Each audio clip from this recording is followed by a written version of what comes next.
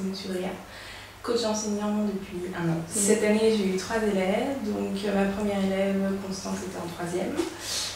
Mon deuxième élève, Jordan, lui, était en terminale S. Et la dernière élève que j'ai eue, Lorraine, en première S. Donc, Constance, c'était pour des cours de maths et d'anglais. Jordan pour des cours de mathématiques. Et Lorraine pour des cours d'anglais. Les gros problèmes que j'ai remarqués dès le début, c'était le manque de confiance en soi. Et aussi un manque d'organisation en fait. Le manque de confiance en soi, ça a été beaucoup d'encouragement à chaque fois que je l'ai trouvé nécessaire, c'est-à-dire j'avais Constance qui au début de l'année me répétait qu'elle était nulle, qu'elle n'y arriverait pas, donc je lui prouvais parce qu'elle avait fait les exercices qu'elle avait réussi à faire toute seule et ses notes qui augmentaient qu'elle n'était pas si nulle que ça et qu'elle pouvait très bien y arriver.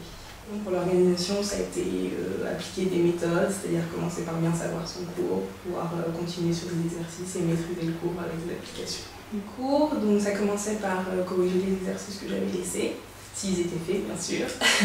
Après, c'était revoir si vraiment c'était nécessaire, si les élèves le sentaient nécessaire, le cours qu'ils étaient en train de voir en cours tout simplement.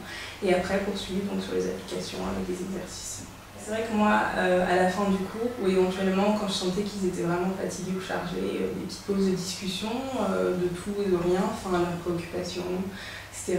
Savoir donc, pour mon élève terminale qui était assez stressé par le bac, donc essayer de le rassurer qu'a priori pour moi il n'y avait pas de raison qu'il n'ait pas. Pour les parents, ce qui était vraiment le plus important, c'était les notes moyennes générales. Donc eux, à partir du moment où les moyennes augmentaient, il n'y avait pas de souci.